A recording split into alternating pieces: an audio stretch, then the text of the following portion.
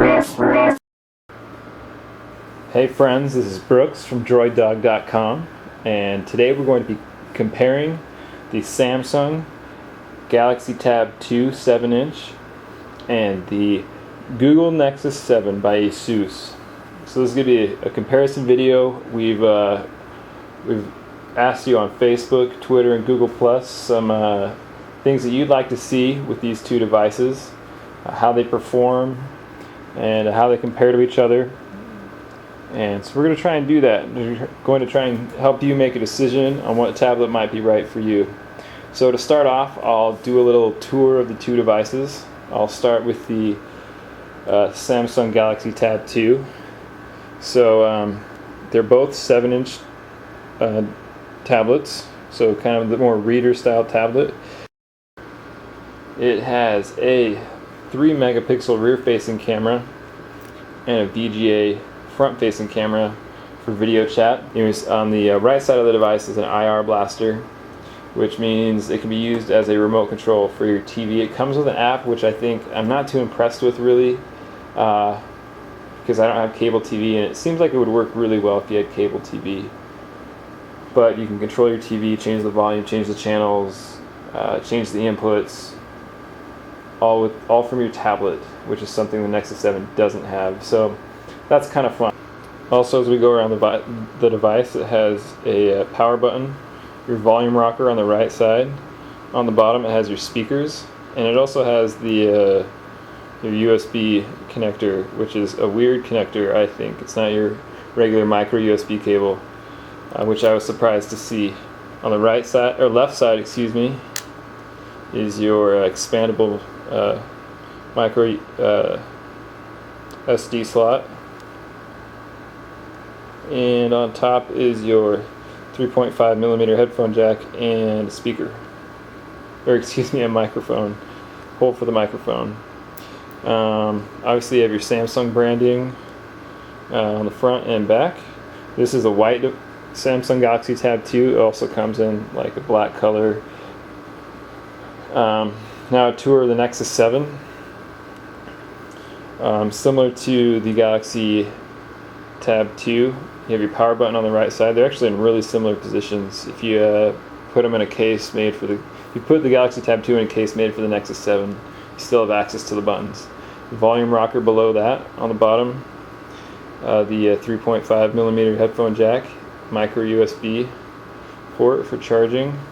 Nothing on the left hand side. Actually, I take that back. There is something on the left hand side. There's this, see if we can get it focused. Some sort of a connector, maybe for like a docking for a keyboard. I'm not really sure. I haven't personally seen any uses for it yet, but I'm sure there's a reason for it. I'm just not very familiar with it. And nothing on the top. Here's your Asus branding back here, and Nexus, and a speaker on the bottom, on the back. As far as how they feel in the hand, they both feel really similar. They're both really similarly weighted. I'm going to back this out. Sorry about that. So they're both really similarly weighted. This is 340 grams. Samsung Galaxy Tab 2 is 345. I can't really feel any difference. As far as the back goes, with this white version, it's really smooth. So it's grippy. It's not really going to slip out of your hand, which is nice. I probably prefer the Nexus 7. It's got like it's not sticky. It's almost has a grippy feel. It's got kind of like almost like a golf. It's a kind of pitted, and I don't know, it just feels really nice in the hand. But actually probably less grippy than the really smooth back. So interestingly enough, I always felt like the Nexus 7 back was, I don't know. Anyways, I've had no problems with it feeling slippy, but it's pretty nice. So as far as how they compare, the Samsung Galaxy Tab 2 comes in 8 gigabytes, 16 gigabytes, and 32 gigabyte versions. This is actually the 8 gig, and this is the 8 gig Nexus 7, which comes in 8 gigs or 16 gigs, and This one, though, however, as I demonstrated, is expandable. So whereas the Nexus 7 is not expandable. As far as screens go and screen resolutions,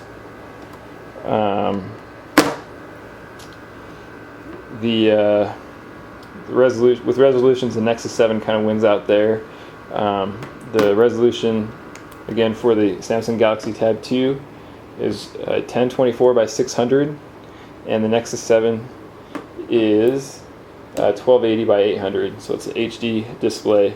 So this is like 216 pixels per inch versus 170. And that's something I've noticed definitely in using both of them, that the resolution is a little better with the Nexus 7. The Nexus 7, as you probably already noticed, does not have a rear-facing camera, but does have a a 1.2 megapixel front-facing camera. Again, for video chat. They both have 1 gigabyte of RAM, so they both kind of are tied as far as RAM.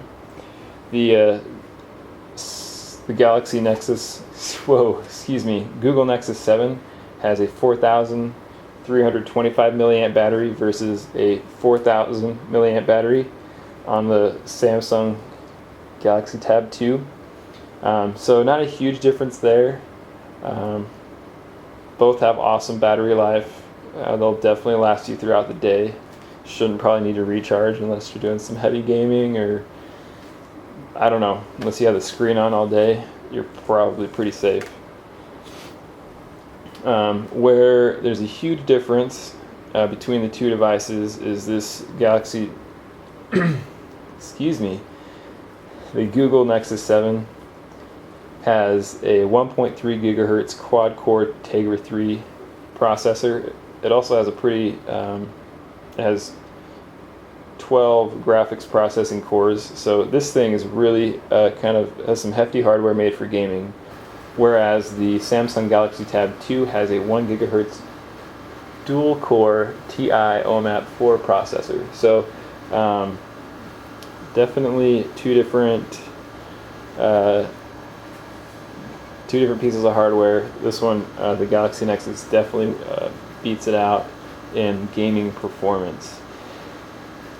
With that being said, sizes are really comparable. The Galaxy Tab 2 is actually a little maybe squattier than the Nexus 7, but not a big difference in overall size, thickness, or height, width.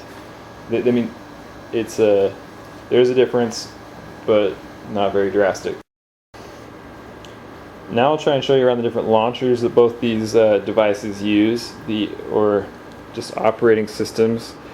The Galaxy Tab 2 runs Ice Cream Sandwich and has a TouchWiz overlay. So here on the lock screen, you can actually unlock it from anywhere on the device, just by swiping. The Nexus 7 is running stock Jelly Bean, and so it can only be unlocked from down here on the bottom. I can unlock it to just to the home screen or to Google Now. So here, obviously, I'm actually on a home screen here, but so these are differently set up. These are both my personal devices. This belongs to my wife. This is mine. But you can see just differences in swiping. The TouchWiz overlay on Ice Cream Sandwich actually has some animation going on in here, whereas this Jelly Bean just kind of swipes screens to the side. The background does move with the screen on the Nexus 7, whereas your background doesn't rotate with the Galaxy Tab 2. I'm hoping that you can actually see differences in speed if I slow this down. So I'm going to try and do these at the exact same time.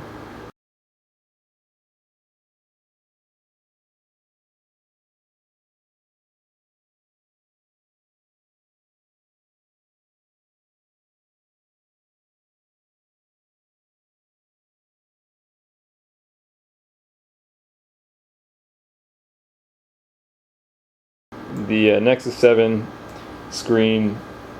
It'll move home screens faster. I'll kind of focus on the Galaxy Tab 2 at first. I think some of the overlays that TouchWiz has, or some of the features added, are kind of nice. You can access different home screens, add or take away home screens, or move them around, which is really nice. A nice touch. Change which is your home screen, actually. Also, something to point out, before these things go to sleep, the Samsung Galaxy Tab 2 has a true tablet UI. Whereas the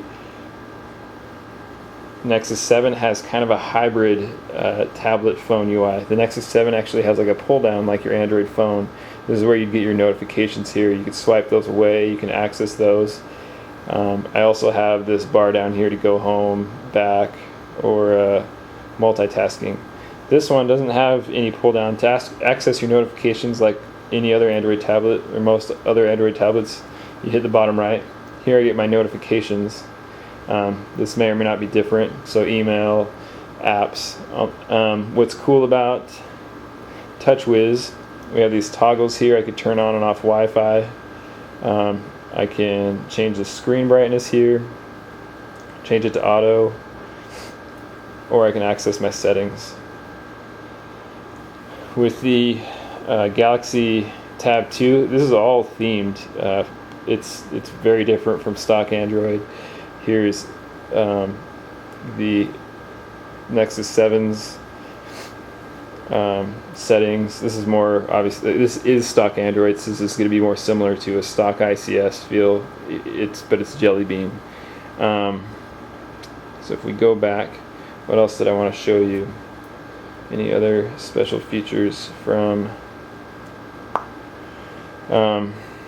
the app drawers? Obviously this is kind of a transparent app drawer over here, and it fully rotates, whereas on Jelly Bean it does not rotate. I'm going to go into my widgets.